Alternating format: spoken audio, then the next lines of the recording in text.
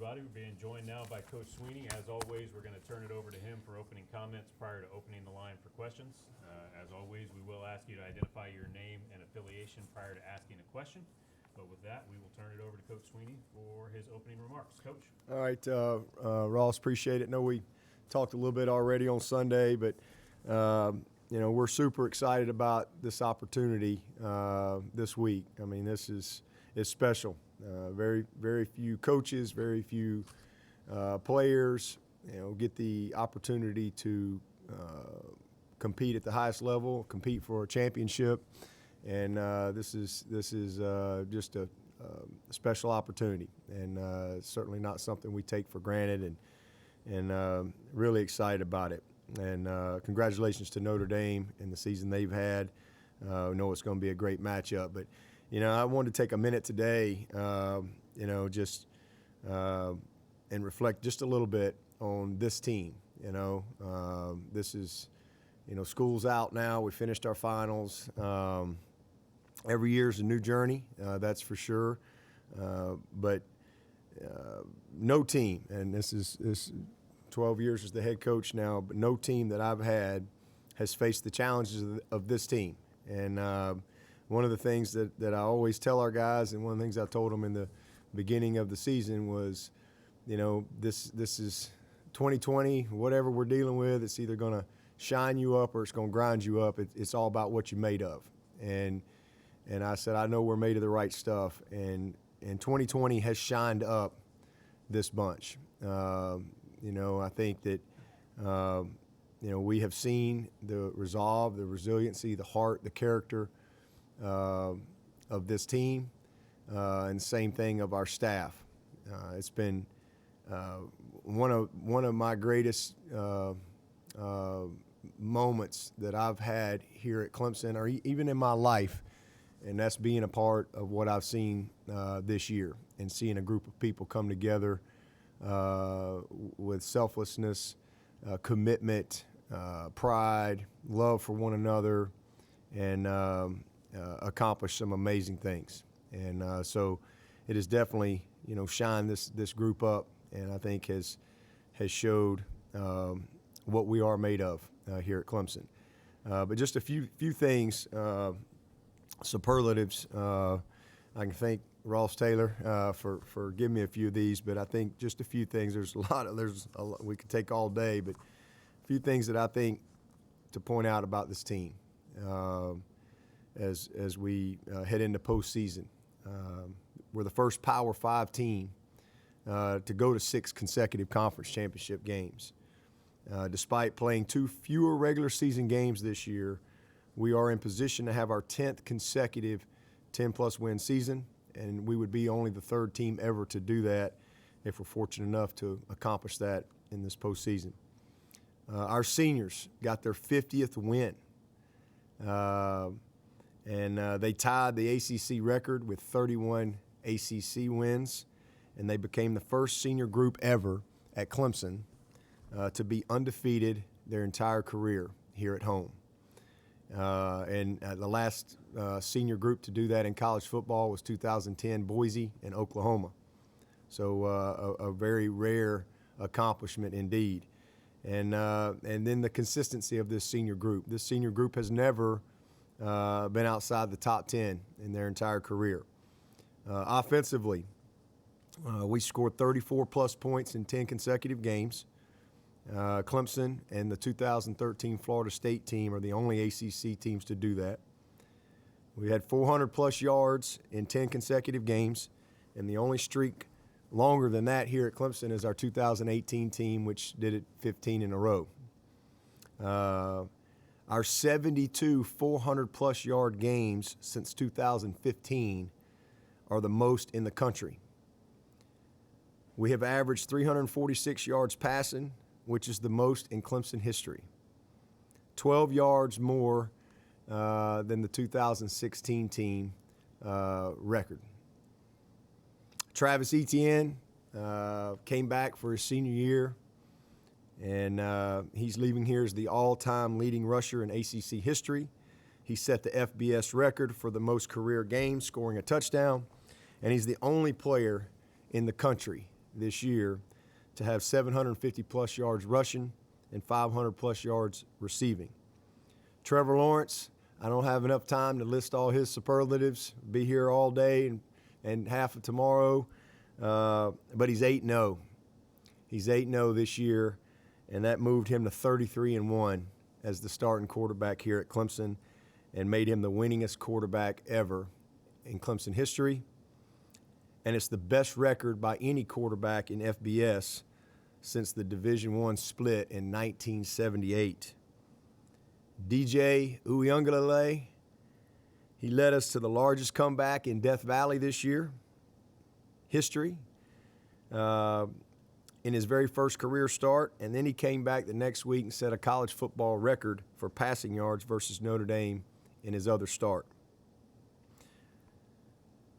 This is the first team since 2014 Baylor to have two different quarterbacks throw for 400-plus yards in back-to-back games. Cornell and Amari, we've had a lot of challenges at wideout this year, injuries, and obviously had some great ones leave last year. But Cornell and Amari, not only have we passed for more yards than any team in Clemson history, but they made Clemson this year one of only 3 Power 5 schools with multiple players with at least 675-plus yards receiving. The other 2 are Alabama and Boston College. Our tight ends have had a career season, and it's the most production we've had since 2016, 42 catches, 572 yards, and I think 7 touchdowns. So really, really proud of our tight ends. Defensively, we're on pace to finish in the top 10 in total defense for the 7th consecutive year. No other team in college football is in position to do that. We're second in the country with 22 takeaways. We've scored 3 defensive touchdowns for the 4th year in a row. That's a first in Clemson history. We had 3 scoop and scores this year for the first time in Clemson history. We're second in the nation in sacks with 38 sacks. And we have a national high 19 different players that have had at least a half a sack. Coach V's had 23 different guys start this year. Our average under Coach V since he's been here has been 16. So we've had a lot of moving pieces here in 2020. We lost 3 out of our 4 defensive starters from last season and 5 out of our starting back 7 from last season. But we still lead the ACC in opponent passer rating this season. And then Miles Murphy's had 3 forced fumbles. He's my first freshman since I've been the head coach to do that. And he's the first true freshman or redshirt freshman to do it at Clemson since Ed McDaniel, 1988. Special teams. B.T. Potter is a Groza semifinalist. And before being off this last Saturday, he led all kickers in the nation with 101 points, and he also led the nation in both touchbacks and touchback percentage at 92%. Spires has had a career-high 44.1 average. That includes a 3-yard punt. Career-high 44.1 average, which is less than a half yard off of Gardaki's all-time Clemson school record of 44.5, set in 1990. And this miscellaneous things, all of this, but yet we've been able to provide support and structure for 120-plus young men in the midst of the largest pandemic in a century. We played 6 home games in front of 367,000 fans, which is the second most in the country. What an incredible group of fans we have. We had 113 different players have the opportunity to play in at least one game for the Tigers. We averaged 73 players per game. We had 40 different guys start this year, 26 of them for the first time in their career, which tied for second most in the country behind Air Force's 28 first-time starters. And we're going to have 16 guys graduate tomorrow and Thursday. which will bring our total of 23 guys heading into postseason as graduates. So, I know we're talking about the championship game today, but I just wanted to take a moment and just congratulate this team and thank everybody here at Clemson. Thank our administration. In a season that has, like no other, where we've seen so many challenges, man, our guys have stayed the course. Our support staff has been incredible. Our coaching staff, there's none better. These guys have done an unbelievable job. The leadership of this team, these seniors have been amazing all the way through to the freshmen. These guys have put the work in. This is our 20th week. This is our 20th week of football. Unbelievable. And I'm just super proud of everybody involved. And again, thankful to our fans, thankful to the leadership of this university, from the board to the president to the AD. It's been special. It's been challenging for everyone, but it's been a unique and special experience, and something I'm sure we'll talk about for the rest of our lives. We all look forward to the days where we can have some normalcy in the packed stands and Tiger Walk and and having our meetings in our normal meeting rooms, et cetera, and having families over here for meals. We've all had to make so many sacrifices and adjustments, but our players have been amazing. And what they've accomplished this year and what the staff has accomplished this year is truly remarkable. And, as I said, it has shined us up, and it's revealed the character of our program, the heart of the young people that we serve in this program every single day. So just really want to take a moment to acknowledge that, and also, again, congratulate our graduates, so many of them that have worked so hard to achieve such a major accomplishment. So got a few tomorrow, and then we got a bunch on Thursday at 9 o'clock and 1 o'clock that'll be, receiving their diploma, and what a huge accomplishment that is. All in the midst of everything going on in this world, and here we are having an opportunity to go play for the ACC Championship. So we're excited about it. Again, Notre Dame is what a great team, what a great year they've had. But we really are, looking forward to competing on the big stage, and 4 quarters away from an opportunity to be the ACC champion. And we all know that's our next goal in this program, is to win the ACC championship and win the closer. If we can accomplish those two things, then what a special year it will be. So look forward to it. And with that, I'll take your questions. Hey, Coach, Trevor Gross from CUTigers.com. Incredible list of accomplishments, so congratulations on that. Jake Venables, he had the touchdown saving forced fumble up in South Bend. Of course, he's out for the season. And with Skowski kind of in a precarious position coming off surgery, what's your comfort level in Kane Patterson, just with what he's shown the last couple games? I'm comfortable. Kane and McGuire and Levante, those guys have done a great job for us.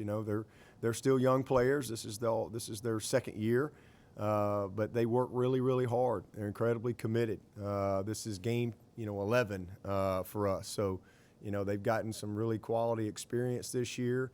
Obviously, they got some experience last year and been in meetings. So that's why we recruited them. So I'm fully confident in those guys. Dabo, this is Gene in Charleston. Is revenge like the best motivational tool in all of sports, or do you think it's overrated?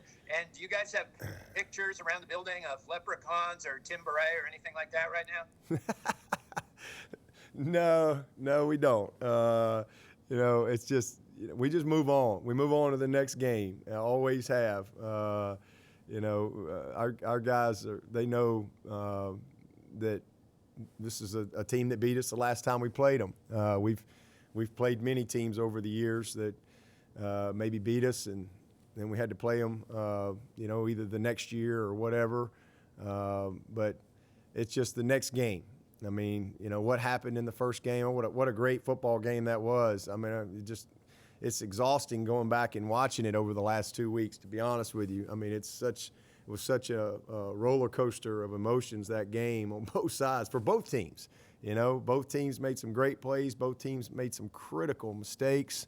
It was a heck of a game. But in the end, they made a few more plays than we did. And, but it's all about these 4 quarters. I mean, nothing carries over. I think both teams know that, these are 2 really good teams, and the margin for error is small. And you got to be ready to play 4 quarters. But, I mean, you can want to get revenge or whatever. That doesn't fit the gaps properly. That doesn't catch the ball. That don't make the competitive play. You've got to be locked in on just doing your job, playing with great fundamentals, playing with great technique. You certainly want to learn from your mistakes. You want to learn from your successes too, and try to find a way to even if the game had gone our way and we had won the game, we still had a lot of mistakes. We had plenty of opportunities to win the game, but even if we win, we got so much that we'd have to do better. And same thing, I promise you, Notre Dame's saying the same thing. They won the game, but they're looking at the tape too, going, geez, we're going to have to get better in a lot of these areas. So it's really just about championship execution, and, that's what's going to win this game. Dabo, it's Pete at AP.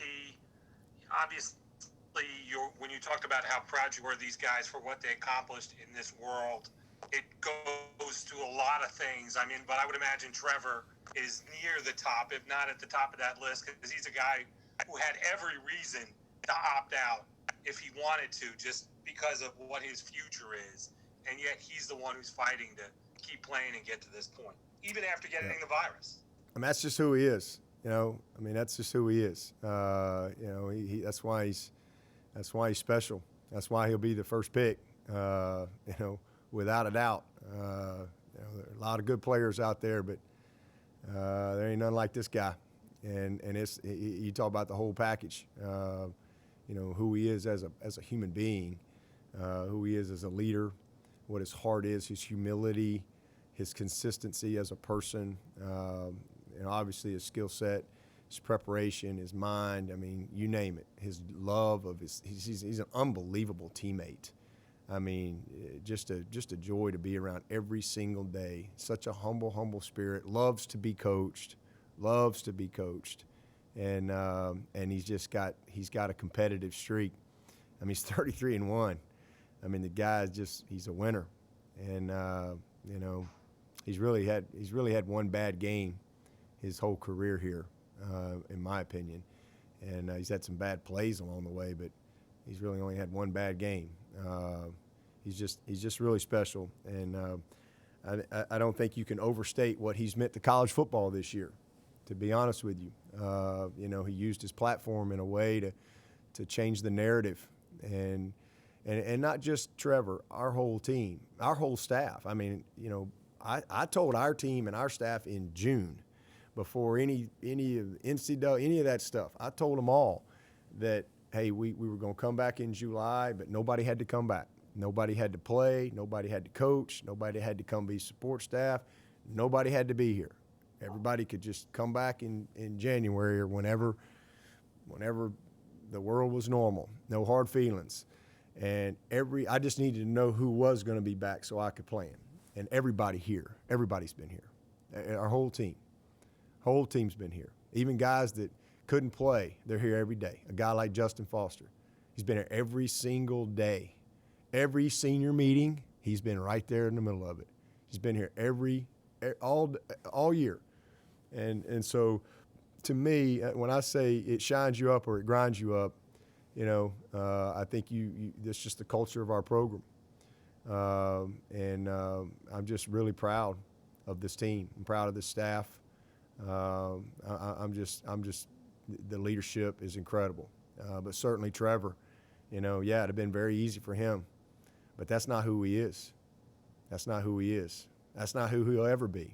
You know, this is a guy that is, you know, got a bright future. He knows that, but he's just all about the moment.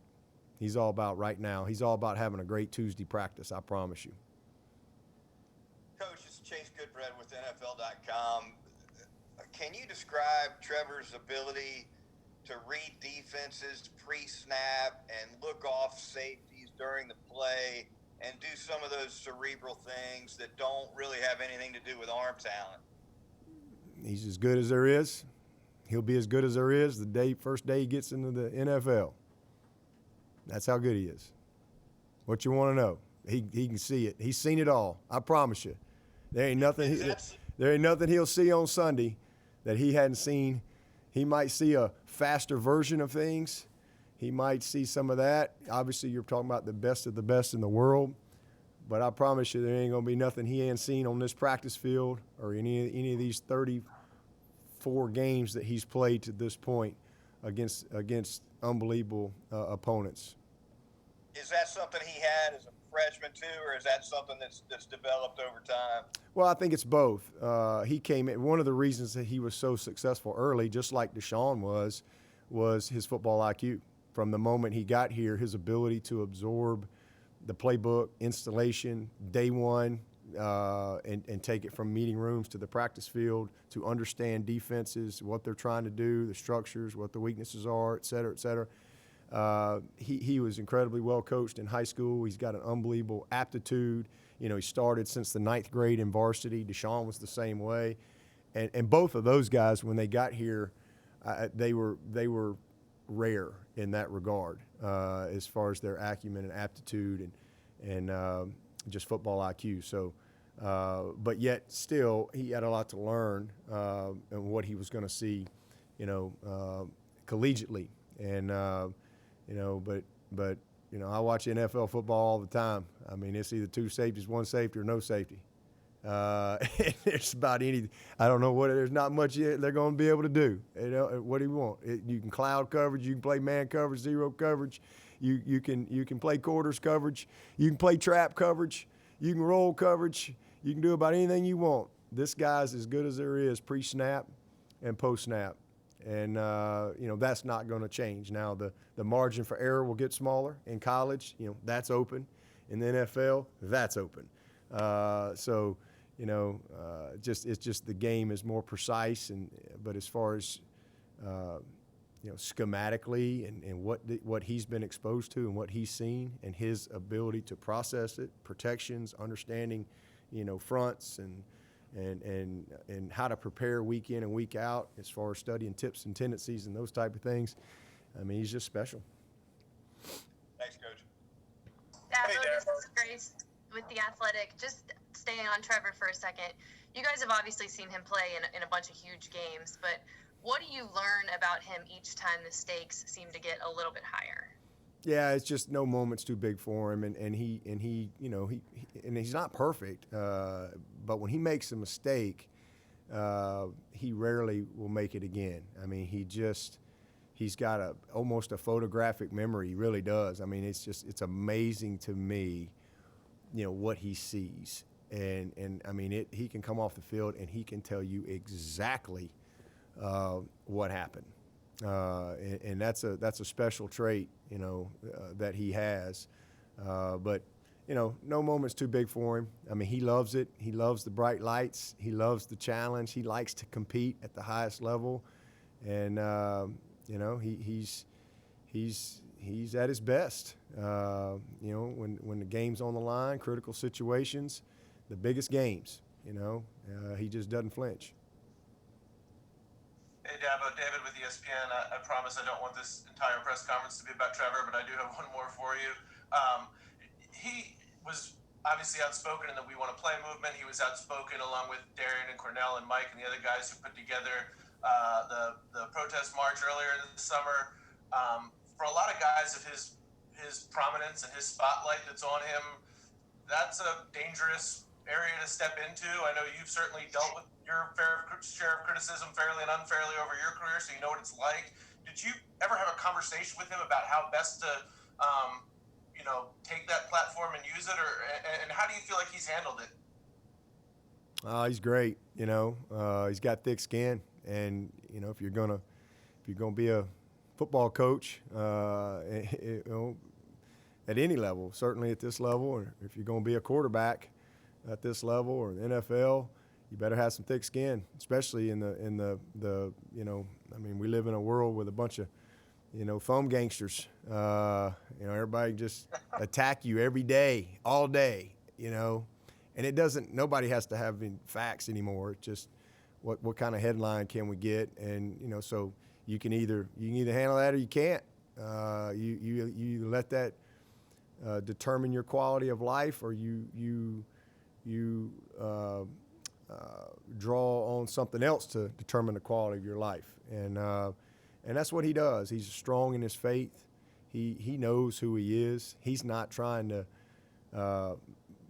be right. He's not trying to make other people wrong. He is who he is. And if you don't like that, that's your opinion. That's great. Doesn't make you bad. But he's going to be who he is. And I think everybody they love him for that. He's authentic. He's genuine.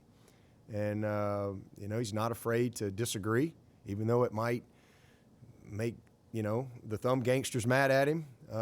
He don't care.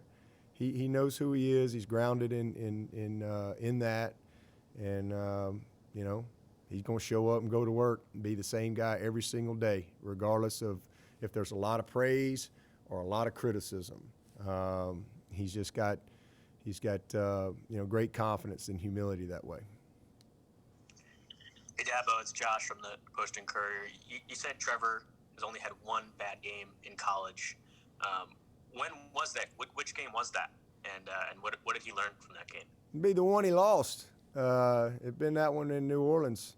I mean, he just missed some plays that he would normally make. I mean, I don't know that he learned anything other than, he's human. He can have a bad day. But he just missed a few plays that he normally makes on third down. We're probably left 3 or 4 easy third downs out there, and but I don't know that he learned anything. Again, like I said, other than just, hey, you go back to work. He's human. He's not perfect. He's 33-1. He's almost perfect, but not quite. Hey Dabo, it's Phil Kornblut. Signing day comes up tomorrow. If everything falls into place as you expect, what kind of day do you think you'll have tomorrow? Oh, we're going to have a great day tomorrow. It's going to be an awesome day, for our program, and really signed a great group last year, and a lot of those guys have really stepped up and made a huge impact for us on this team. Same thing with this group coming in. I'm just really, really excited about, meeting all the needs that we had. And, we'll sign them up and talk about them more tomorrow. Look forward to it. Dabo, it's Pete again. Now I'm going to ask you about Ian Book. And what did you see from him first time around? And did anything he did then surprise you coming into this game? No, he's a special player. This kid is a great player. I mean, I hate to compare him to Joe Montana, but it's kind of, Joe Montana played at Notre Dame, and he's just got a little bit of magic to him. He is a great player. Can do it all. He has a great command of their scheme. He's obviously got good people around him. He's got an incredible offensive line. But, man, he's the heart and soul. He makes them go. He made some great throws. He made some – we had some really good coverage, and he put some balls, right where they needed to be. He's tough. He's as good a runner as you're going to see. And he really knows how to, scramble. And sometimes he's scrambling to to go run for it, and then other times he's scrambling to open guys up because they are as good at the scramble drill as anybody you're going to play. I mean, they do an unbelievable job, but just incredibly impressed with him. I mean, he like I said, his toughness, his accuracy, his ability to push the ball down the field, but his ability to extend plays. I mean, he makes so many plays off schedule, and he does it routinely. I mean, it's just you got guys there, he'll make a miss. He's a problem. So we didn't do a very good job against him the first game. He really played. I mean, he was the difference in the game. He was incredible in every regard. So, you know, for us to win the game, we'll have to play in a lot more precise in what we do. You know, we gotta affect him and not let him get comfortable. That's the biggest thing we got to do. But he was tremendous in the biggest moments in that game. Hey, Dabo, it's Marty. Hey, Coach, it's Marty Smith from ESPN. Man, got the big dog in here today. Yes, sir. Great to see you. You slumming today, huh? You don't usually show up to Tuesday press conferences. Well, you got me. Must be postseason. COVID. Must be postseason. Man, that's right. It's postseason. That's right. It's big time ball. You know, listening to you talk to Trevor, there's basically nothing that you two haven't experienced together as coach and as star quarterback. But I wonder, what, if anything, did you learn about him by not having him in that Notre Dame game? What did I learn by not having him? What did not having him tell you about his positioning and importance in your program? I thought you were saying maybe something I learned about him. You know, I was going to say I didn't learn anything about him by not having him because I already knew he was a great teammate. I already knew he was gonna do everything he could. If that was his role, not playing, he was going to do everything he could to still help his team win, to encourage them, to lead, to inspire them, to motivate them, to help DJ. You know, so you know, other than that, I think just as far as not having him, it's just his leadership. I mean, you know, DJ is an incredible leader, but he's a true freshman in his second game, you know, and he's got a lot on his plate.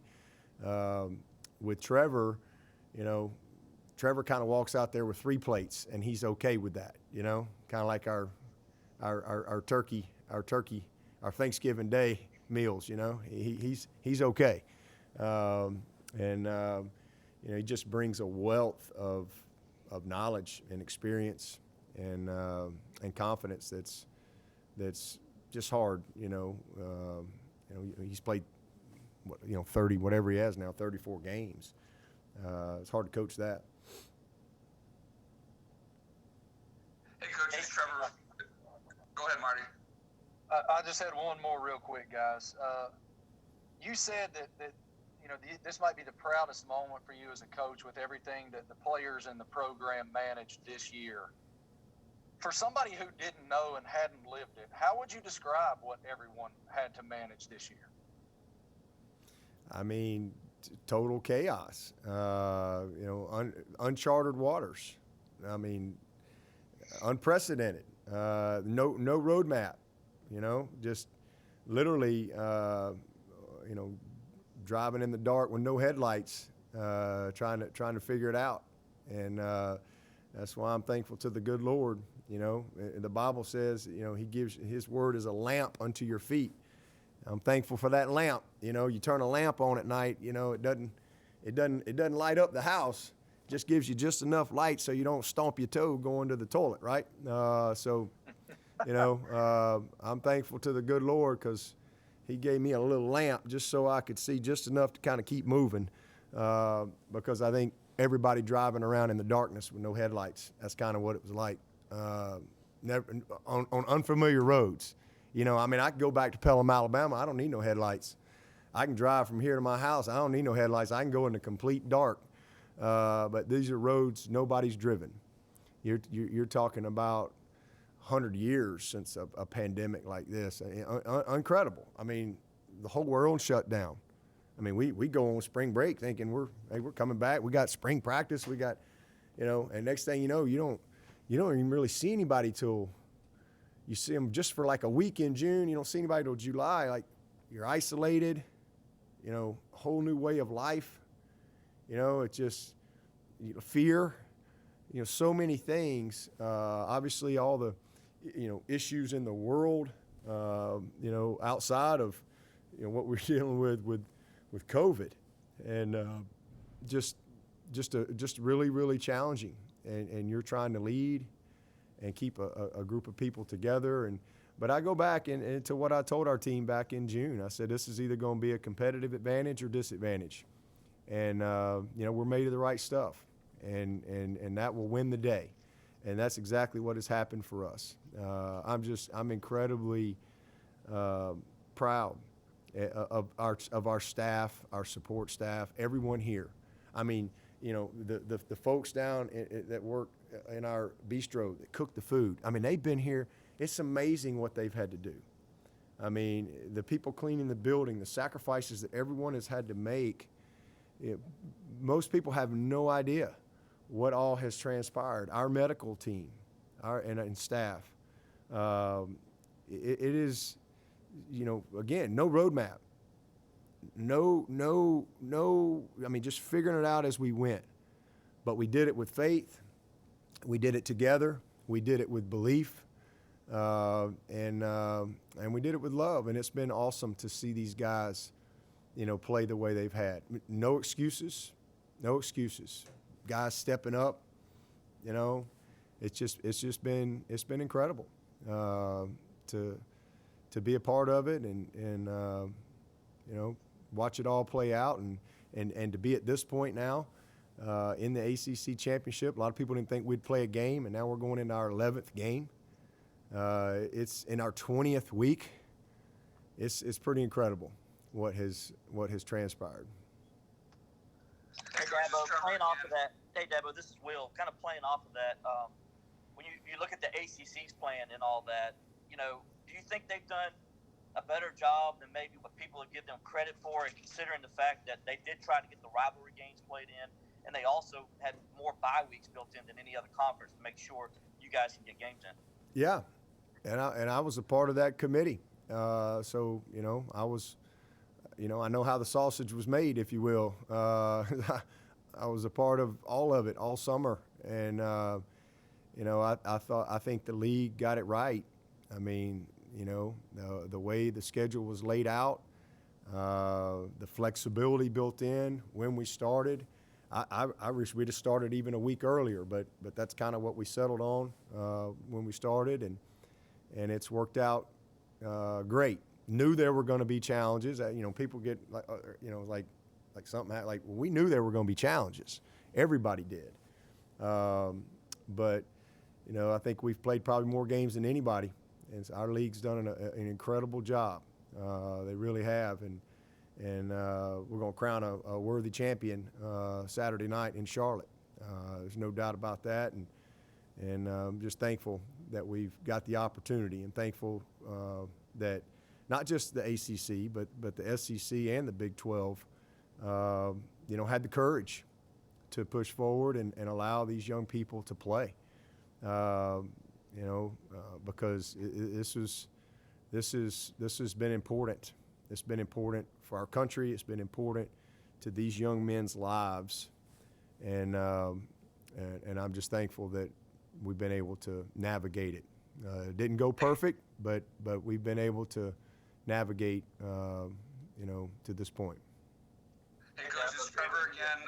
Speaking of the ACC, Northwestern AD Jim Phillips was named as Commissioner Swafford's successor. President Clements was on the short list for that job.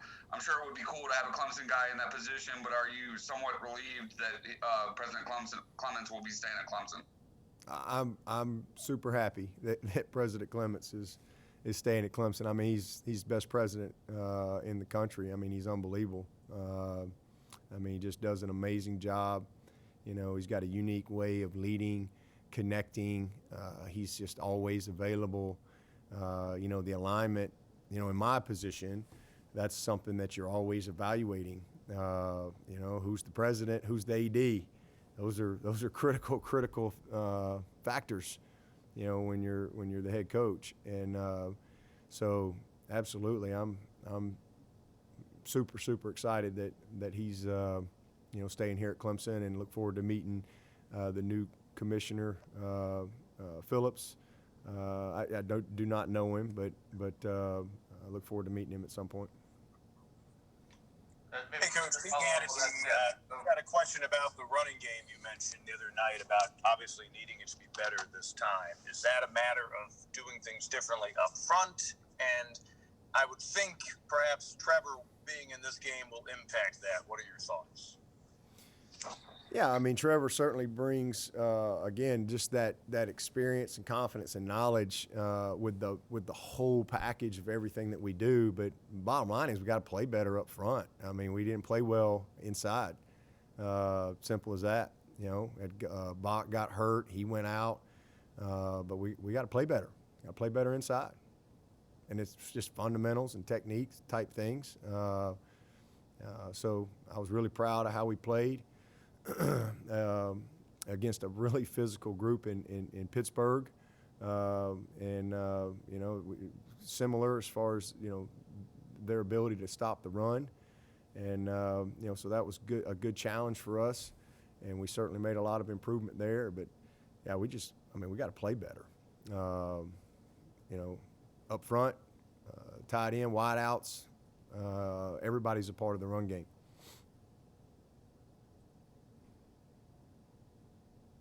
Got time for about one or two more. Hey, Dabo, David with ESPN again. I'm just curious. At some point, I'm sure you will meet the new commissioner. As you are sort of the senior statesman in the league at this point, I guess. What concerns do you have, or where do you think the priorities should be with the new commissioner? What kind of insight or requests might you make of the new commissioner? No. Yeah, I'm not. David Cutcliffe's the senior spokesman. You call David, ask him. I'm second in line, I guess, when it comes to tenure. But as the vice president of the ACC, yeah, vice president. I don't have any. I ain't even had a chance to think about that. Maybe I'll take some time and prepare for that meeting. One day after the season. But only if he asks me, because I certainly, he's got his job to do. He don't need me giving him any advice. He's obviously qualified, and he'll come in. But if he ever asks me, I'm sure I can think of a couple things. But we'll see if that happens. We'll take one more question. Coach, it's Trevor again. A lot has been made about obviously Skowski and Davis and Mike Jones missing the first game against Notre Dame, but Xavier Thomas only had 11 snaps in that game. He was kind of working his way back. How much of an added benefit could he be just in setting the edge against the run and trying to contain the in-book? Yeah, well, he was out the first half because of the targeting rule. So that certainly limited him in the first half. But listen, all those guys. We've got to fit the run. We got to first of all match their physicality. Every single one of those guys across the front. We got to match their physicality. And we got to fit the run properly. And we got to play with more precision in what we do defensively. When we did that, we played pretty well. But when we were poor with our leverage, poor with our eyes, and peeking in the backfield and again not fitting things properly, they can expose you quick. And so all those guys, we've got to set the edge better, we've got to fit it better, we got to tackle better, we got to make the layups. We had some layups that we didn't make, and they're going to make plays. This is a championship game. This ain't some bunch of slouches. These guys are 10-0. And a really, really good team. They're going to make some plays, and you're not going to shut this quarterback down, but we've got to do a better job and minimize him and be more efficient, which hopefully will help us be better on third down. They were 10 of 19 on third down. It's hard to win. We had 3 turnovers to their 1. They were over 50% on third down. We were terrible on third down. We were not efficient on either side of the ball. And so we've got to do better. in all those areas to have a chance to win the game. And it starts with just technique and fundamentals and just doing the little things right. It's not complicated. Make the layups. If we do that, then we'll have a chance to, maybe make a three-pointer or two along the way. All right. With that, we will wrap up Coach Swinney. We will reopen this room in about 10 minutes to begin with our players. Thank y'all. Thank you.